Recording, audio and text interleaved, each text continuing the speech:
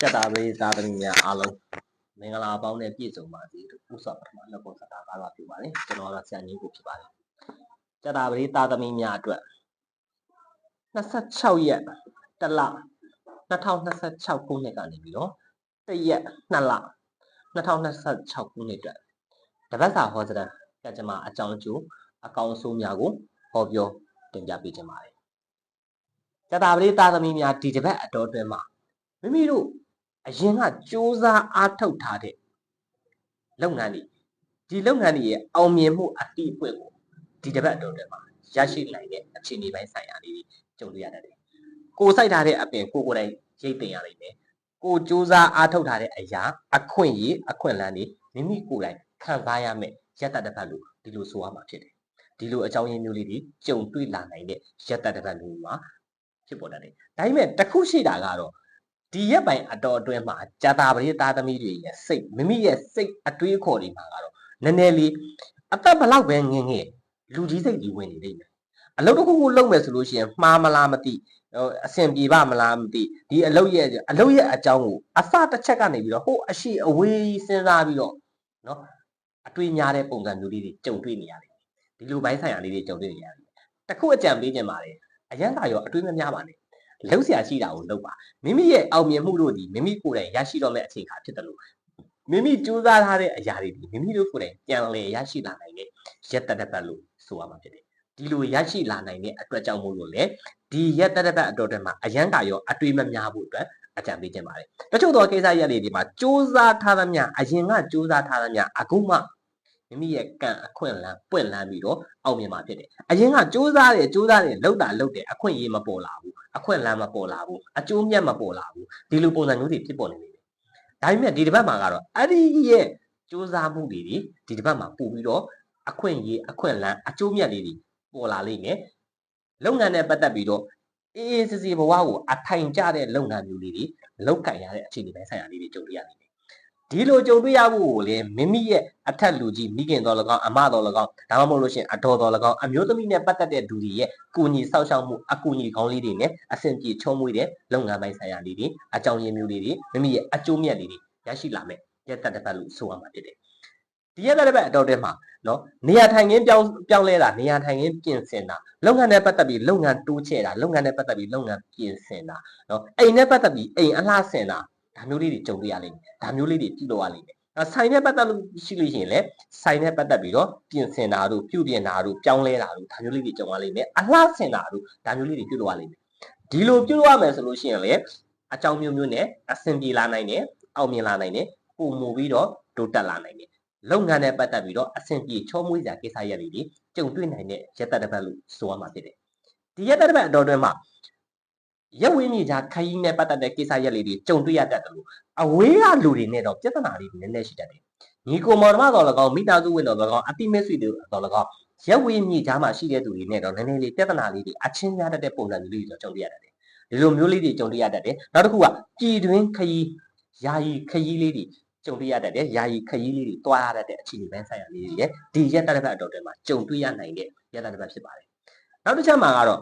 ့မိမိတို့အိမ်နီးနားမှာတော့၎င်းမိသားစုဝင်တွေမှာတော့၎င်းဒါမှမဟုတ်လို့ရှိရင်အတိမိတ်ဆွေတွေထဲမှာတော့၎င်းစေးရုံစေးကန်းနဲ့ပတ်သက်တဲ့ကိစ္စရပ်လေးတွေလူနာသတင်းမီးတဲ့ကိစ္စရပ်လေးတွေစေးရုံစေးကန်းနဲ့တွားပြီးတော့လူနာတွားကြည့်ရတဲ့ပုံစံမျိုးလေးတွေကြုံတွေ့ရတတ်တယ်စေးရုံစေးကန်းရောက်တတ်တယ်ဒါပေမဲ့သူများကိစ္စကိုအဖို့လိုက်ပြရတဲ့ကိစ္စရပ်မျိုးလေးတွေနဲ့စေးရုံစေးကန်းရောက်တတ်တဲ့အခြေအနေပိုင်းဆိုင်ရာလေးတွေဒီရက်သက်တစ်ပတ်တော်တွေမှာကြုံတွေ့ရတတ်တယ်လုပ်ငန်းနဲ့ပတ်သက်ပြီးတော့အောင်မြင်မှုအတိအပွင့်တွေကိုခံစားရမယ့်အခြေအနေတိုင်းဆိုင်ရာရှိတယ်လို့မိသားစုဝင်ထဲမှာတော့နည်းနည်းလေးမိသားစုကြီးပြဿနာလေးတွေတော့မကြခဏလေးတော့ဖြစ်နေလိမ့်မယ်တယောက်နဲ့တယောက်စိတ်ပြီးမဲ့ခံနိုင်တာတယောက်နဲ့တယောက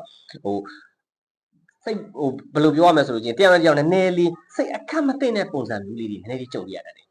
်နော်နောက်ပြီးတော့ရက်ဝေးမြေကြားကနေပြီးတော့ငွေကြီးနဲ့ပတ်သက်ပြီးကောင်းကျိုးလေးတွေဖြစ်ပေါ်လိမ့်မယ်ရက်ဝေးမြေကြားမှာရှိတဲ့ညီကိုမောင်တော်၎င်းမိသားစုဝင်တော်၎င်းနိုင်ငံရဲ့ခြားမြေကြားရေကြားမြေကြားမှာရှိတဲ့သူတွေကနေပြီးတော့ငွေကြေးနဲ့ပတ်သက်ပြီးကောင်းကျိုးလေးတွေရရှိလိမ့်မယ်အထောက်ပံ့လေးတွေအကူအညီလေးတွေ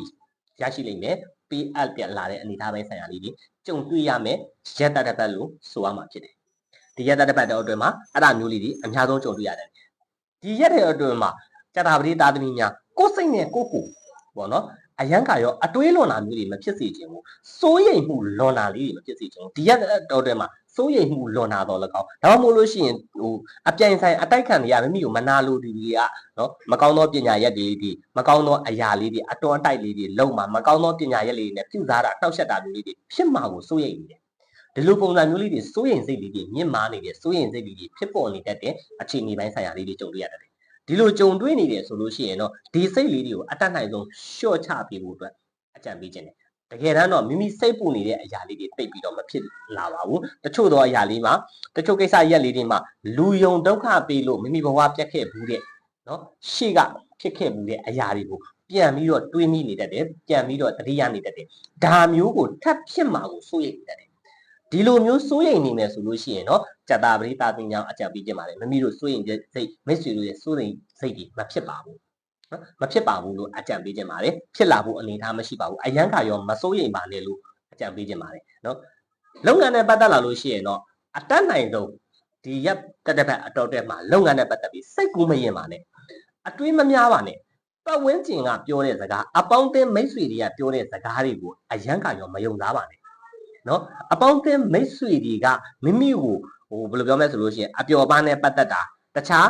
စီးပွားရေးနဲ့မပတ်သက်တဲ့ကိစ္စရက်လေးတွေမှာဆွဲတာတို့ခေါ်တာတို့အပျော်ပါးနဲ့ပတ်သက်တဲ့ကိစ္စရက်လေးတွေကိုအဓိကခေါ်တတ်တယ်နော်လူမှုရေးရတော့၎င်းအာနာမှုတော့၎င်းအပျော်ပါးနဲ့ပတ်သက်တဲ့ကိစ္စရက်လေးတွေမလုံမိဘူးမလိုက်မိဘူးအကြံပေးချက်တယ်အပျော်ပါးနဲ့ပတ်သက်တဲ့ကိစ္စရက်လေးတွေကိုလုံမိနဲ့လိုက်မိနဲ့ဆိုလို့ရှိရင်တော့မိမိအတွက်အကျိုးအမြတ်လေးတွေရော့ပါသွားနိုင်တယ်မိမိရရှိနိုင်တဲ့အခွင့်အရေးတွေရော့ပါသွားနိုင်တယ်ရက်တတစ်ပတ်လို့ဆိုရမှာဖြစ်တယ်ဒါမျိုးလေးတွေမဖြစ်အောင်လို့အတတ်နိုင်ဆုံးမိမိတို့စိတ်နဲ့ဆင်ခြင်နိုင်ဖို့အကြံပြုခြင်းနဲ့အကြံပေးခြင်းနဲ့စိတ်ကူးရင်နဲ့လမ်းမဆုံးနဲ့လက်တွေ့အကောင့်ထဲပေါ်လှုပ်ရှားရှိတာကိုလက်တွေ့အကောင့်ထဲပေါ်လက်တွေ့လှုပ်အောင်မြင်လာလိမ့်မယ်အဆင်ပြေစရာကိစ္စရက်လေးတွေကြုံဆုံလာမဲ့အနေထားပိုင်းဆိုင်ရာလေးတွေဒီရက်တစ်ပတ်အတော်တွင်မှာကြုံပြရလိမ့်မယ်ဒီရက်တစ်ပတ်အတော်တွင်မှာလုပ်ငန်းနဲ့ပတ်သက်ပြီးလုပ်ငန်းဝန်ပိတာလုပ်ငန်းကိုစူးစမ်းခြင်းစိတ်များလာတဲ့သူတွေဆိုလို့ရှိရင်လုပ်ငန်းဝန်ပိတာလုပ်ငန်းနဲ့ပတ်သက်ပြီးတော့တာဝန်တွေများတာလုပ်ငန်းနဲ့ပတ်သက်ပြီးမနိုင်မနှင်းဖြစ်တာတဦးတယောက်တည်းမိမိလုပ်နေရတဲ့အလုပ်နဲ့မိမိရဲ့ခွန်အားနဲ့မိမိအလုပ်မမျှတတဲ့ပုံစံမျိုးလေးတွေလုပ်ငန်းနဲ့ပတ်သက်ပြီးမနိုင်မနှင်းကိစ္စရက်လေးတွေကြုံတွေ့ရနိုင်တဲ့ရက်တစ်ပတ်ဖြစ်ပါတယ်ဒီလိုအရာမျိုးလေးတွေဆိုလို့ရှိရင်တော့မိမိနိုင်တဲ့လောက်ဝင်ကိုပဲတက်နိုင်ဆုံးထားမှာလို့အကြံပေးချင်ပါတယ်ဝန်တအားများရင်လည်းမိမိတို့အခက်အခဲဖြစ်နိုင်တယ်